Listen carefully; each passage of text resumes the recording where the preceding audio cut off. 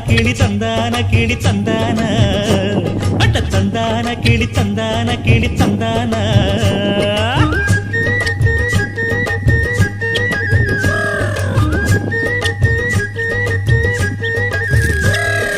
நீ என்ன தென் மதுரை அரசாணியா நெசமாக வந்து இருக்கும் அல்லிராணியா